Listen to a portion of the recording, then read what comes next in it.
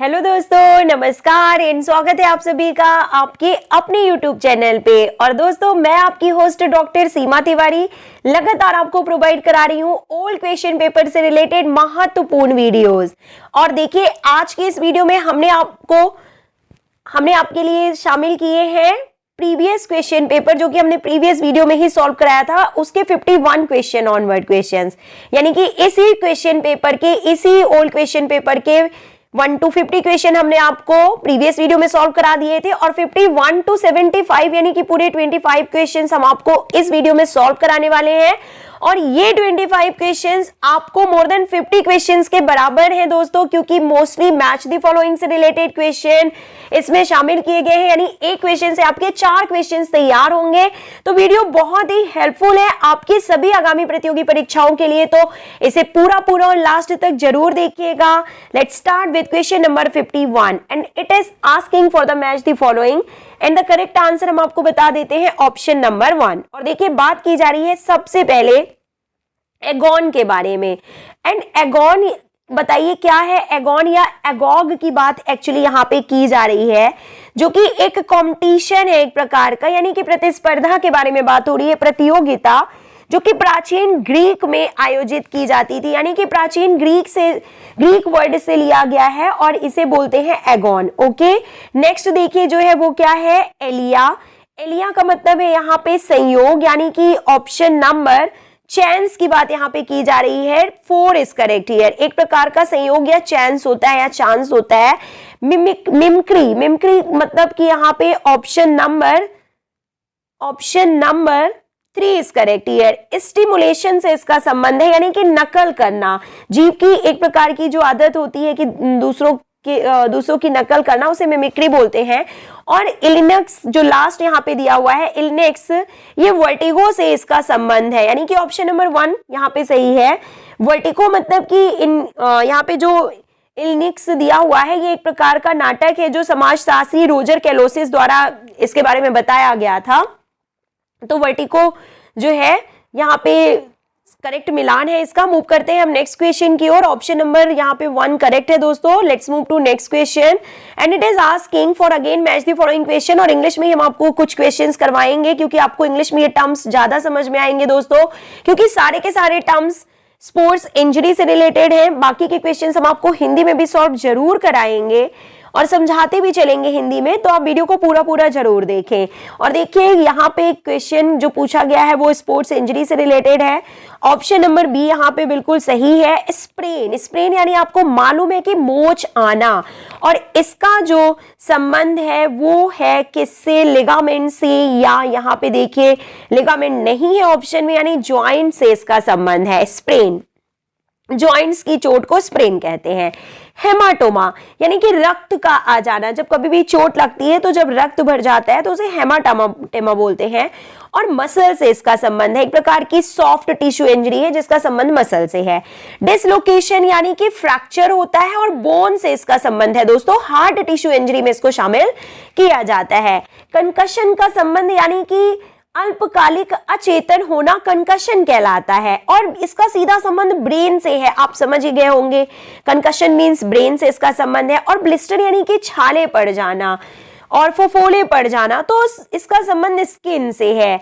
तो ये यहाँ पे सही मिलान है दोस्तों। ये सभी टर्म्स बहुत इंपॉर्टेंट है 1 लाइनर क्वेश्चन के रूप में, या देखिए मैच द फॉलोइंग के रूप में यहाँ पे पूछा ही गया है। तो किसी भी तरह से पूछा जाए, स्पोर्ट्स इंजरी एक ऐसा टॉपिक है जो आपको जरूर रिवाइज करना है। हर एग्जाम में इससे क्वेश्चंस पूछे जाते हैं। अगेन मोस्ट इंपॉर्टेंट क्वेश्चन है स्क्रीन पे, देखिए। और करेक्ट आंसर पहले हम आपको बता देते हैं, फिर सही मिलान हम आपको यहाँ पे बताते हैं। करेक्ट सीक्वेंस जो है वो है ऑप्शन नंबर 2, यानी कि coxal bones of pubic girdle की बात की जा रही है, कि प्यूबिक गर्डल की जो कॉक्सल बोन्स होती हैं उनका संबंध किससे है। तो करेक्ट आंसर इलियम होगा यहाँ पे। ओके, देन ईयर ऑसिकल्स यानी कि कान के ऑसिकल्स की हड्डियों की बात की जा रही है, तो कॉक्लिया से इसका संबंध होगा। देन मसल प्रोटीन्स यानी कि मसल में कौन सी प्रोटीन पाई जाती है, या मसल प्रोटीन की अगर हम बात करें तो रोडोप्सिन, यहाँ पे दिए हुए ऑप्शंस के अकॉर्डिंग रोडोप्सिन करेक्ट आंसर है। और पिरिमिडिन्स जो होते हैं वो साइटोसिन होते हैं एक प्रकार के, तो ये यहाँ पे सही मिलान है। एक्चुअली ये नाइट्रोजनस बेसेस होते हैं जो कि डीएनए और आरएनए में पाए जाते हैं, बनाते हैं। तो ये यहाँ पे सही सीक्वेंस है। नेक्स्ट क्वेश्चन इज आस्किंग, देखिए हिंदी में भी क्वेश्चंस हैं, आप इनको देखते चलिए, और अगर आपको इंग्लिश में समझ में नहीं आया है तो आप इसे हिंदी में पॉज करके सॉल्व कर सकते हैं। इन सभी क्वेश्चंस को आप हिंदी में भी पॉज करके सॉल्व कर सकते हैं। मूव करते हैं हम नेक्स्ट क्वेश्चन की ओर, और देखिए पूछा गया है यहाँ पे नेक्स्ट क्वेश्चन में अगेन मैच द फॉलोइंग से रिलेटेड क्वेश्चन है, जो कि हम आपको हिंदी में यहाँ पे सॉल्व कराने वाले हैं। तो देखिए इस तरह के क्वेश्चन बहुत आजकल एग्जाम में पूछे जाने लगे हैं, जो आपके लिए इंपॉर्टेंट है, सिर्फ वही क्वेश्चन हम आपको करवाते हुए चलेंगे। और देखिए एक और इंपॉर्टेंट क्वेश्चन मिल चुका है हमें, यहाँ पे स्क्रीन पे आपके सामने, और करेक्ट आंसर जो है इसका वो है देखिए ऑप्शन नंबर डी, जो कि हम आपको बताने वाले हैं सही मिलान के बाद। देखिए बात की जा रही है डिसीजेस की और उनके कॉजेटिव एजेंट की, यानी कि कौन सा जो डिसीज होता है वो किससे कॉज होता है, कौन से पैथोजन से कॉज होता है। तो प्रोटोजोवा से होने वाले डिसीजेस को हम प्रोटोजोअल डिसीज बोलते हैं, और इनमें से कौन से ऐसे डिसीज हैं जो प्रोटोजोवा से कॉज होते हैं, ये आपको बताना है। तो देखिए correct answer option number V है, यहाँ पे फिफ्थ है, यानी कि जियार्डियासिस जो है एक प्रकार का प्रोटोजोअल डिसीज है। देन साइक्लोप्स जो है वो क्या है, तो गिनी वर्म के बारे में बात की जा रही है, ये यहाँ पे करेक्ट सीक्वेंस होगा। देन वायरल डिसीज, तो आप सभी को पता है कि पोलियो एक वायरल डिसीज है, ये यहाँ पे सही है। और बैक्टीरियल डिसीज निम्न में से कौन सा है, तो कॉलेरा जो है वो एक बैक्टीरियल डिसीज है।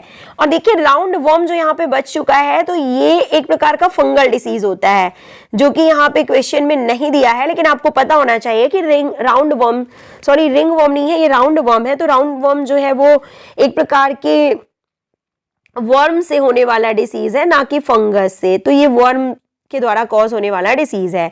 तो दोस्तों करेक्ट आंसर क्या है हम आपको बता देते हैं, ऑप्शन नंबर डी यहाँ पे करेक्ट आंसर है, यानी कि फर्स्ट का जो होगा फिफ्थ, देन सेकेंड का जो होगा थर्ड, देन सेकेंड का जो है वो है आपका फर्स्ट नंबर, और जो फोर्थ है इसका है यहाँ पे सेकेंड नंबर। तो ये सही मिलान है। Move to next question now, and again बहुत ही अच्छा इंपॉर्टेंट क्वेश्चन है स्क्रीन पे दोस्तों, और आपको बताना है कि क्या यहाँ पे सही मिलान होगा दिए गए क्वेश्चन के अकॉर्डिंग, कि कुछ ट्रेनिंग प्रोग्राम्स दिए हुए हैं उनका संबंध किससे है। एंड द करेक्ट आंसर हम आपको फर्स्ट ऑफ ऑल बता देते हैं, ऑप्शन नंबर यहाँ पे B is correct, option number B is correct here. और सही मिलान देखिए क्या होगा, साइक्लिसिटी ऑफ ट्रेनिंग यानी कि प्रशिक्षण की चक्रबद्धता का संबंध जो है वो किससे है, option number 2 is correct here, principle of periodization से इसका संबंध है। यानी कि जो पीरियोडाइजेशन होता है तो उसे अलग अलग साइकिल्स में डिवाइड किया जाता है, जैसे कि preparatory phase, then competition phase and then transition phase. Super compensation का मतलब क्या है, and the correct answer is option number 4, यानी कि ओवरलोड। जब ओवरलोड किया जाता है स्किल्स को डेवलप करने के लिए तो उसे सुपर कंपेंसेशन बोलते हैं।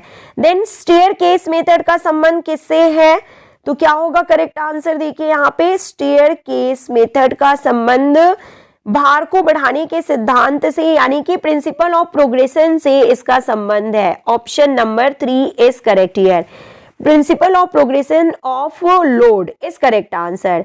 Then fourth, athletes ability and potential, यानी कि एथलीटों का सामर्थ्य एवं संभाव्य जो है वो किस पे डिपेंड करता है, तो प्रिंसिपल ऑफ इंडिविजुअलिटी से इसका संबंध है। तो correct answer option number B यहाँ पे है, cyclicity of training means principle of periodization, super compensation means principle of overload, then staircase यानी principle of progression of load, and last का जो सही ऑप्शन है वो है principle of individuality। Let's move to next question now। Again यहाँ पे हिंदी में questions दिए हुए हैं, आप इनको हिंदी में सॉल्व कर सकते हैं स्क्रीनशॉट लेके। देन ये अगेन हिंदी क्वेश्चन आपके सामने है। मूव करते हैं हम नेक्स्ट क्वेश्चन की ओर, और जो कि कुछ टेस्ट से रिलेटेड क्वेश्चन है, और ऐसे जो टेस्ट हैं और उनके रिलायबिलिटी कोफिशिएंट के बारे में क्वेश्चन में पूछा गया है कि इन पर्टिकुलर टेस्ट का जो रिलायबिलिटी कोफिशिएंट होता है वो कितना होता है, उसकी रीडिंग कितनी होती है, तो ये आपको बताना है। ऑप्शन नंबर बी यहाँ पे सही है, जिसके अकॉर्डिंग देखिए ब्राउन मिलर टेनिस परीक्षण का जो विश्वसनीयता गुणांक होता है वो होता है 0.80। नॉक्स बास्केटबॉल टेस्ट का विश्वसनीयता गुणांक यानी कि रिलायबिलिटी कोफिशिएंट कितना होता है, तो 0.88। Okay, then Lockhart McPherson badminton test का जो रिलायबिलिटी कोफिशिएंट है वो है 0.90। और लास्ट जो है ब्रेडी वॉलीबॉल परीक्षण, इसका जो coefficient of correlation coefficient reliability coefficient होता है वो होता है 0.93। तो this is correct sequence and according to this देखिए जो करेक्ट आंसर है वो क्या है, यहाँ पे ऑप्शन नंबर बी यहाँ पे सही है। Let's move to next question now and it is asking that, देखिए इंपॉर्टेंट क्वेश्चन आपको बताते हैं कि सही मिलान करना है आपको। यहाँ पे कुछ यहाँ पे टेस्ट के बारे में बताया गया है और उनका संबंध किससे है ये आपको बताना है। तो एर्गोमेट्री जो है, ergometry is related to treadmill, आप सभी को पता है एर्गोमेट्री जो है उसका संबंध जो है वो ट्रेडमिल से है। लंग वेंटिलेशन यानी फेफड़े के वायु संचार की बात की जा रही है, तो मेट्रोलॉजिकल बैलून ये यहाँ पे करेक्ट होगा। ओके, देन ऑक्सीजन कंजप्शन यानी ऑक्सीजन के उपयोग से क्या संबंध है, किसका संबंध है, तो गैस एनालाइजर होगा यहाँ पे। और जो फोर्थ नंबर है यानी कि हार्ट रेट, तो हार्ट रेट का जो करेक्ट है यहाँ पे आंसर वो होगा टेलीमेट्री। ओके, हार्ट रेट का संबंध टेलीमेट्री से है, तो ये यहाँ पे सही मिलान है। और according to this correct option option number 1 होगा कि एर्गोमेट्री का संबंध जो है वो ट्रेडमिल से है, लंग वेंटिलेशन का संबंध मेट्रोलॉजिकल बैलून से है, ऑक्सीजन कंजप्शन का संबंध टेलीमेट्री से है और हार्ट रेट का संबंध हार्ट रेट का संबंध टेलीमेट्री से और ऑक्सीजन कंजप्शन का संबंध गैस एनालाइजर से है। तो ये करेक्ट सीक्वेंस है दोस्तों यहाँ पे। Now there is a very important question in the screen, देखिए सही मिलान आपको करना है कि जॉन बर्नार्ड बेस्डो का संबंध किससे है, तो फिलेंथ्रोपियम से है। ये उस स्कूल का नाम है जो कि रूसो की नेचुरलिज्म यानी कि प्रकृतिवादी विचारधारा पे आधारित जिस स्कूल को बनाया था, जिस जगह के बारे में बात की जा रही है वो है फिलेंथ्रोपियम, जॉन बर्नार्ड बेस्डो के बारे में। Then great Ludwig John Turnverein movement से इसका संबंध है। एडोल्फ स्पीज का संबंध जर्मनी में जिम्नास्टिक के जनक के रूप में, एक्चुअली यहाँ पे ये गलत ऑप्शन दिया हुआ है, जो जर्मनी में जिम्नास्टिक के जनक है उन्हें गट्समट्स के रूप में जाना जाता है। पान हेनरिक लिंग का संबंध लिंगार्ड से और नील्स बक का संबंध जो है वो प्राचीन जिम्नास्टिक से है। तो ये यहाँ पे सही मिलान है। थोड़ा सा इस क्वेश्चन को आप चेक कर लीजिएगा दोस्तों। मूव करते हैं हम नेक्स्ट क्वेश्चन की ओर और हिंदी में हम आपको क्वेश्चंस बता देते हैं। देखिए ये एक क्वेश्चन यहाँ पे दिया हुआ है जो कि इतना इंपॉर्टेंट नहीं है। मूव करते हैं हम नेक्स्ट क्वेश्चन की ओर जो कि बहुत ज्यादा इंपॉर्टेंट है और इसमें पूछा गया है यहाँ पे क्वेश्चन में कि सूची फर्स्ट को सूची सेकेंड से मिलान करना है, कुछ थ्योरीज दी हैं और उनके प्रतिपादक के बारे में आपको बताना है। तो देखिए क्या है सही मिलान, हम आपको बता देते हैं। ऑप्शन नंबर सी यहाँ पे सही मिलान है। साइको एनालिसिस थ्योरी के प्रतिपादक कौन है, तो option number 3 is correct here, यानी कि कार्ल जुंग के बारे में बात की जा रही है। Option number 3 is correct here. Actually psycho analytic theory जो है वो उसके प्रतिपादक जो है आपको पता है फ्रायड है। साइको एनालिटिक थ्योरी के प्रतिपादक फ्रायड हैं, लेकिन अकॉर्डिंग टू ऑप्शन हम आपको यहाँ पे बता रहे हैं। देन फेनोमेनोलॉजिकल थ्योरी के जो प्रतिपादक हैं वो है अब्राहम मास्लो। देन नेक्स्ट जो है डिस्पोजिशनल थ्योरी के प्रतिपादक जो है वो है शेल्डन। देन ट्रेट थ्योरी यानी कि एंजाइटी के प्रतिपादक हैं गोल्डबर्ग और behavioural and social learning theory के प्रतिपादक है बंडूरा। तो दोस्तों ये है आपका सही मिलान according to questions and options. Let's move to next question now and the next question is asking again, आपको कुछ राइटर्स यहाँ पे दिए हुए हैं, लेखक, और उनके उद्धरण के बारे में आपको सही मिलान करना है। और देखिए अकॉर्डिंग टू ऑप्शंस यहाँ पे सही आंसर क्या होगा, तो ऑप्शन नंबर पहले हम आपको सही मिलान बता देते हैं। रोजलिंड कैसेट के अनुसार यहाँ पे जो सही आंसर है वो होगा ऑप्शन नंबर 4। मीन्स संचरण अनुभव सामाजिक रूप से जागरूक लोगों के विकास में अपनी पहचान, अपना मूल्य, आत्मसम्मान और साक्षात्कार प्राप्त करने के माध्यम है।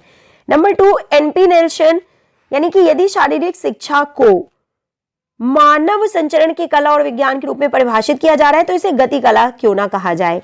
इन्होंने कहा था, और कॉनरेड ने कहा था कि मनुष्य पैदा होता है, संघर्ष करता है और मर जाता है, ये है इनके अनुसार। और जॉन शेफर्स के अनुसार मानव संचरण ज्ञान की संस्था है, ना कि पूर्व सर्ग, और इसी कारण यह ऐसा स्वीकार छतरी है जिसके अंतर्गत संचरण उन्मुक्त गतिविधियों से जुड़े अनेक समूह एक साथ आ सकते हैं। Let's move to next question. और देखिए दोस्तों, अभी इंपॉर्टेंट क्वेश्चन है स्क्रीन पे जिसे हम आपको इंग्लिश में बताने वाले हैं, पर पहले हिंदी में बता देते हैं क्योंकि इंग्लिश में ये टर्म्स आपको ज्यादा समझ में आते हैं क्लियरली, इसलिए हम इंग्लिश प्रेफर करते हैं।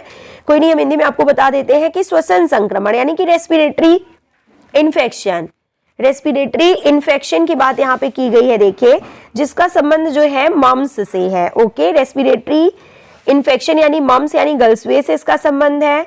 इंटेस्टाइनल इन्फेक्शन, आंतरिक संक्रमण का मतलब होता है इंटेस्टाइनल इन्फेक्शन, जिसका संबंध जो है एस्केरियासिस से है।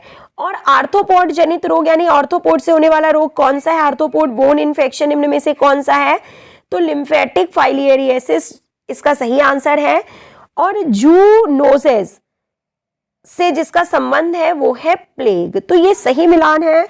और अकॉर्डिंग टू दिस जो यहाँ पे सही जो सीक्वेंस के अकॉर्डिंग जो सही आंसर है वो है ऑप्शन नंबर 3, तो this is correct answer. Now let's move to next question. बहुत ही अच्छा क्वेश्चन है, देखिए, साइकिल ट्रेनिंग यानी कि ट्रेनिंग, डिफरेंट जो ट्रेनिंग पीरियड्स होते हैं उनके लक्ष्य से संबंधित कि किस पीरियड में क्या लक्ष्य लेके हम चलते हैं, क्या गोल होते हैं किस ट्रेनिंग पीरियड में, साइकिल में।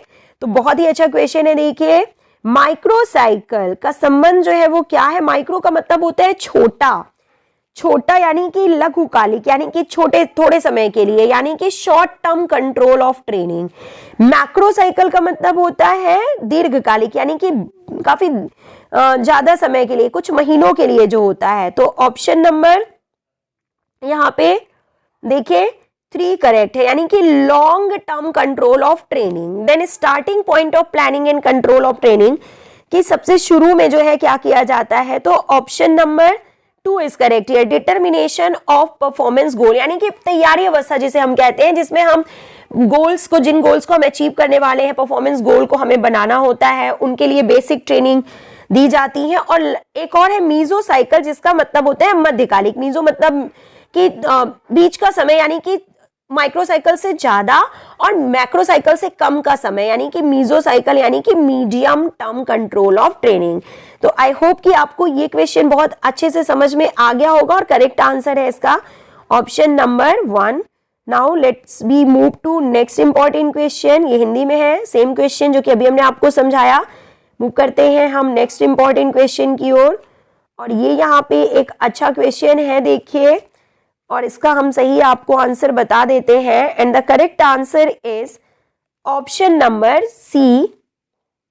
And according to that behaviour rating scale का संबंध बीई ब्लैंचर्ड से है। देन एटीट्यूड स्केल का संबंध जो है वो गेराल्ड केनियान से है। सोशल बिहेवियर ट्रेंड इंडेक्स का संबंध जो है वो किससे है, तो चार्ल्स कॉवेल से है। And then state trait anxiety inventory का जो संबंध है वो चार्ल्स डी, ये है चार्ल्स डी से इनका संबंध है। Okay, let's move to next question and it is asking that, काफी अच्छे क्वेश्चन से देखिए आगे आपको स्क्रीन में मिलने वाले हैं, तो वीडियो को आप पूरा जरूर देखिएगा दोस्तों, कि निम्नलिखित में से किन चरों को ऑर्गेनिज्म चर कहा जाता है।